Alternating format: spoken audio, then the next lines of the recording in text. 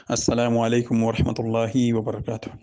سامعین محترم، جیسا کہ آپ جانتے ہیں، جب انجینئر فائق نے اپنی بدعقیدگی کی اقساط کا آغاز کیا تو پہلی قسط میں انہوں نے ذکر کیا اللہ تعالیٰ ذاتی اعتبار سے بغیر حلول کے اپنے بندوں کے ساتھ ہوتا ہے، اور پھر مزید وضاحت کرتے ہوئے کہتے ہیں کہ اللہ تعالیٰ ہر جگہ ہے، اور پھر اس کی تعویل کرتے ہیں کہ ہر اس جگہ ہے جہاں جہاں اللہ تعالیٰ کے نیک بندے عبادت کر رہے ہوتے ہیں، دعا مانگ رہے ہوتے ہیں، دعوت و تبلیغ کر رہے ہوتے ہیں۔ اور پھر اس کے بعد انہوں نے جس متکبرانہ انداز سے باتیں کی ہیں وہ آپ سماعت کر سکتے ہیں۔ اسی طرح سے اللہ ہر جگہ پر ہے، اور وہ بھی حقیقی ہے، اور پھر بھی عرش پر ہے۔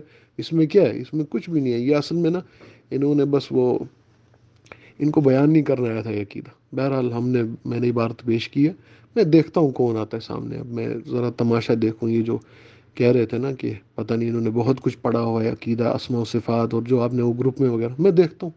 آؤ نا، اب آؤ، اب جس نے آنا ہے وہ آئے، میں الفاظ نکال کر دکھا دوں گا کتابوں میں سے۔ جی سامعین محترم، آپ نے سماعت فرمایا ان کے اندر شیطانی تکبر کتنی وافر مقدار میں موجود ہے، آپ اندازہ لگا سکتے ہیں، کیونکہ طالب علم ایک اس طرح کی باتیں نہیں کر سکتا۔ یہ انداز طالب علم کا نہیں ہوتا۔ جو طلاب ہوتے ہیں ان کے اندر عاجزی ہوتی ہے، انکساری ہوتی ہے۔ تکبر تو یہ شیطان کی علامت ہے۔ اللہ سبحانہ و تعالی ہماری اصلاح فرمائے۔ اس کے بعد انہوں نے ایک اور قسط جاری کی جس میں یہ کہا کہ جو شخص بھی پہلے قسط میں جاری کیے گئے عقیدے سے موافقت نہیں رکھتا ہے وہ اہل سنہ سے خارج ہے۔ آپ اندازہ لگائیں کہ ایک بدعتی عقیدہ ایجاد کیا جاتا ہے، اور جب ہم ان سے مطالبہ کرتے ہیں کہ آخر یہ کون سی کتابوں میں موجود ہے، اہل سنہ کے عقیدے کی کتابیں معروف ہیں، ان میں سے کس کس کتاب میں عقیدہ ذکر کیا گیا، تو کوئی ثبوت نہیں۔ اور پھر جب انہیں کچھ ثبوت نہیں ملتا تو پھر ایک جگہ پہ شیخ البانی کے کلام میں ایک جگہ سائل کے سوال کرتے ہوئے ان کو الفاظ نظر آ جاتے ہیں، جس میں یہ سائل یہ الفاظ استعمال کر رہا ہوتا ہے جسے یہ شیخ البانی رحمہ اللہ کے ساتھ تھوپ دیتے ہیں، اور ذرا سا بھی انہیں اللہ تعالیٰ خوف نہیں آتا، حالانکہ انہیں پتہ ہے کہ شیخ البانی رحمہ اللہ اس عقیدے کا قائل نہیں ہے، اور یہ کلام ان تک پہلے ہی پہنچ چکا تھا، اس کے باوجود یہ شیخ البانی رحمہ اللہ پر تھوپتے ہیں یہ کلام۔ پھر اللہ کی توفیق سے ہم نے شیخ البانی رحمہ اللہ کا واضح طور پر کلام ترجمہ کیا، جس میں شیخ البانی نے رد کیا کہ یہ عقیدہ نہیں ہے، اللہ تعالیٰ کی میت ذاتیہ جو لوگ قرار دیتے ہیں یہ صحیح نہیں ہے، اس کا رد کیا، جو یہ فائق اپنا بدعتی عقیدہ ایجاد کر کے بیٹھا ہوا ہے، اور اس کا شیخ صاحب نے رد کیا۔ اب جب ان کو اندازہ ہوا کہ ان سے ایک واقعی غلطی ہو چکی ہے، تو ایک طالب علم سے جب غلطی ہوتی ہے تو وہ رجوع کرتا ہے، ہر دھرمی پہ نہیں اتر آتا، لیکن رجوع کرتے ہوئے تو ان کی ناک کٹتی ہے، رجوع کریں اور وہ بھی یہ تو بہت مشکل کام ہے۔ تو اس لیے اب انہوں نے سوچا کہ میرے پاس کوئی دلیل تو ہے نہیں، ثبوت تو ہے نہیں، نہ قرآن سے، نہ سنت سے، نہ اجماع سے، کہ اللہ سبحانہ و تعالیٰ ذاتی اعتبار سے بغیر حلول کے اپنے بندوں کے ساتھ ہوتا ہے۔ تو انہوں نے سوچا کہ کیوں نہ اس سے جان چھڑائی جائے اس عقیدے سے، تو اس لیے پھر انہوں نے قرب کو بیچ میں شامل کرنا شروع کیا، اور قرب کے حوالے سے دلائل ذکر کرنا شروع کیے، تاکہ کسی طریقے سے ان کی میت ذاتی والے عقیدے سے جان چھوٹ جائے۔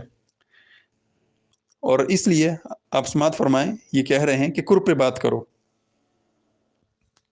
یہ مطلب قرب ذات پہ جب تک اچھی طرح گفتگو نہیں ہوگی، میت پہ جانے کا فائدہ ہی کوئی نہیں ہے۔ انہوں نے ہمیں کیا کوئی بیوقوف سمجھا ہوا ہے؟ جی سامعین محترم، آپ نے سماعت فرمایا۔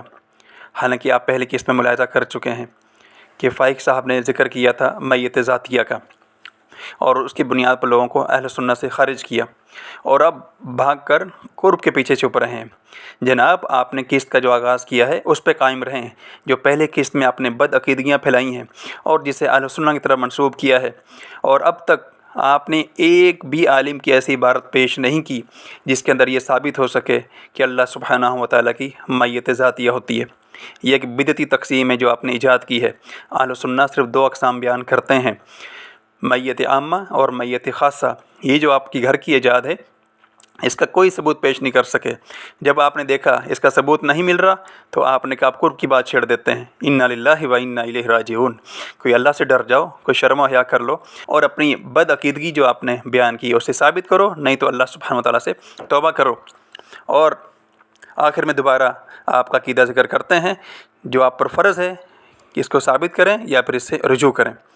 آپ کا دعویٰ کیا تھا کہ اللہ سبحانہ و تعالیٰ ذاتی اعتبار سے بغیر حلول کے اپنے بندوں کے ساتھ ہوتا ہے، اور آپ نے دعویٰ کیا جیسا کہ سب نے سنا کہ میں اس کے اوپر کتابوں سے حوالے لاؤں گا، لیکن اب تک آپ نے ایک حوالہ بھی پیش نہیں کیا جس سے یہ ثبوت ملتا ہو کہ اللہ سبحانہ و تعالیٰ ذاتی اعتبار سے بغیر حلول کے اپنے بندوں کے ساتھ ہوتا ہے۔ تو یہ دعویٰ ہے آپ کا، اس کو آپ نے ثابت کرنا ہے، گھمائے پھرائے نہیں، لوگوں کا ٹائم ویسٹ نہ کریں، لوگوں کے پاس اتنا فضول وقت نہیں ہے کہ وہ آپ کے ادھر ادھر کی باتوں میں ٹائم ویسٹ کرتے رہیں۔ اور دوسرے نمبر پر جو آپ نے ایک اور بدعقیدگی پھیلائی ہے اسی کے ساتھ ساتھ، اس کا بھی آپ نے ثبوت پیش کرنا ہے۔ وہ بدعقیدگی کیا ہے کہ اللہ سبحانہ و تعالیٰ ہر اس جگہ بالذات ہوتا ہے جہاں جہاں اللہ تعالیٰ کے نیک بندے عبادت کر رہے ہوتے ہیں، دعا کر رہے ہوتے ہیں یا پھر تبلیغ کر رہے ہوتے ہیں، تو اللہ سبحانہ و تعالیٰ وہاں بالذات ہوتا ہے۔ تو یہ بھی آپ پر لازم ہے کہ آپ اسے بیان کریں کہ کون سی کتاب میں اہل سنت نے عقیدہ بیان کیا۔ نہیں کر سکتے تو اللہ سے ڈریں اور رجوع کریں اور توبہ کریں اور لوگوں کو گمراہ کرنے سے باز آ جائیں۔ اللہ سبحانہ و تعالیٰ سے دعا ہے اللہ سبحانہ و تعالیٰ ہمیں حق قبول کرنے کی توفیق عطا فرمائے، آمین۔ میرا مقصود یہ تھا کہ اللہ رب العزت عبادت گزار بندے کے اعتبار سے، اس اعتبار سے ہر جگہ پر